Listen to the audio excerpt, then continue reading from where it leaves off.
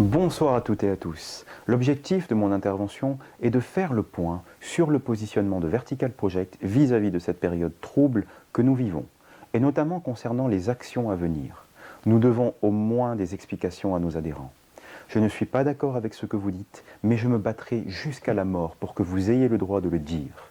Comment analyser cette citation de Voltaire sous le prisme des oppositions et fractures idéologiques que nous observons actuellement? Je souhaite de tout mon cœur un monde équitable et des sociétés harmonieuses, sans division ni confrontation, parce que je sais que c'est possible.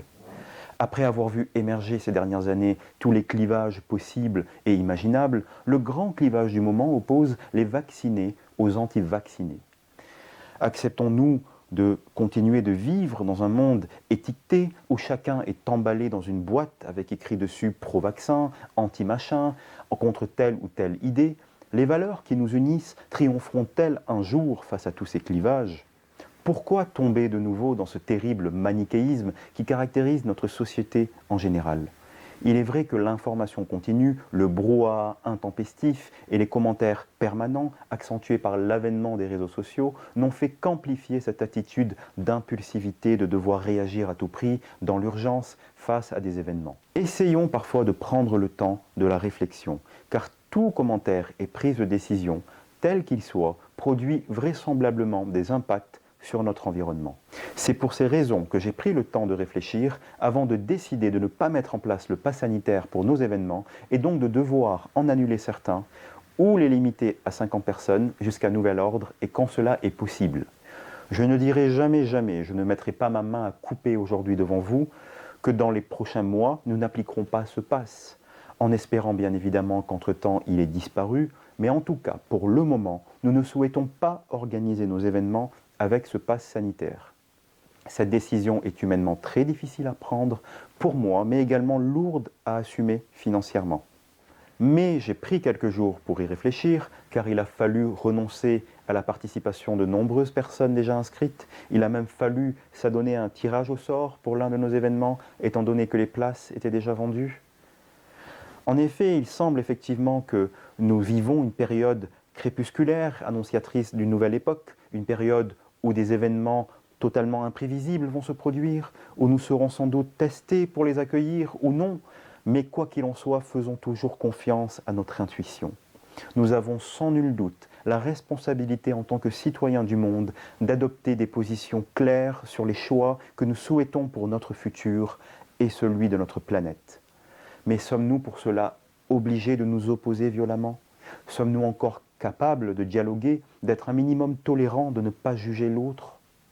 Notre société connaît une explosion de violence sans précédent et à tous les niveaux, non seulement entre les personnes physiques, mais également au sein des familles où l'homme et la femme semblent également s'affronter idéologiquement.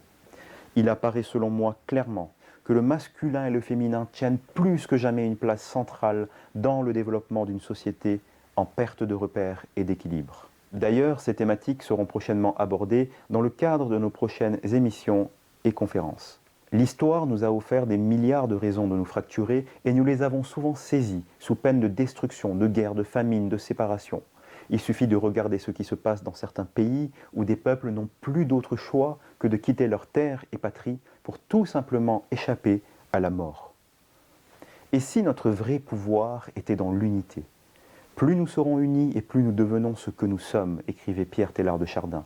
Il proposait un monde en convergence vers l'union, alors qu'il était plongé dans l'horreur de la Première Guerre mondiale. Il disait que le monde était en train d'accoucher de lui-même et que c'était l'union qui allait sortir plus forte que l'horreur. Sommes-nous vraiment obligés de passer par la guerre et la destruction pour faire advenir le nouveau monde? Et si finalement tout commençait par nous-mêmes? À l'heure de la 6e extinction massive des espèces, au moment même où le pronostic vital de l'humanité est engagé, comment agissons-nous pour la transmutation du monde et des individus? Je ne me lasse pas de rappeler cette citation de Yann Arthus Bertrand face à cet autre défi majeur qui concerne notre planète, et qui dit que la révolution écologique sera spirituelle. Pour toutes ces raisons évoquées, Vertical Project ne choisira qu'un seul camp, celui de l'unité et de la mesure vis-à-vis de la période que nous vivons. Et nous appelons chaque individu à s'unir avec ceux qu'il souhaite et à impacter notre environnement avec son cœur et dans le respect de ses valeurs profondes. Quelles que soient vos décisions ou projets, nous vous encourageons à les mettre en œuvre en conscience.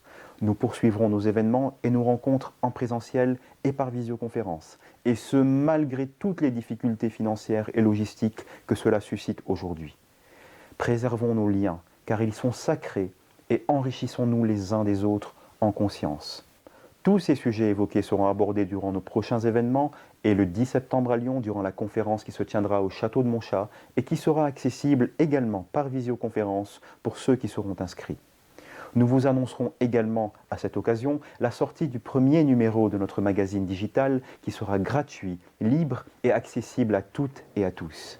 Il y sera question de tous ces sujets d'actualité, mais également et surtout des témoignages de nos adhérents sur des thématiques bien précises. Car l'objectif que nous nous engageons à tenir durant cette prochaine saison sera de vous offrir encore plus de contenu créé par nos membres, de renforcer les liens de ceux qui le souhaiteront et d'offrir une plus grande visibilité et place à vos expériences. Et cela à travers non seulement le MAG, mais également les rencontres que nous organiserons à Lyon et par visioconférence. D'autres événements vous seront également annoncés prochainement, et notamment le grand colloque universitaire et scientifique des 3 et 4 décembre que nous organiserons sur les expériences autour de la mort et qui se tiendra en ligne. Les inscriptions seront gratuites et ouvertes prochainement. Merci à toutes et à tous pour l'attention que vous porterez à ce message et nous espérons vous retrouver prochainement dans le cadre de nos rencontres et événements. Et je souhaite particulièrement témoigner toute ma gratitude à nos adhérentes et adhérents qui nous soutiennent et grâce à qui nous pouvons poursuivre cette aventure verticale.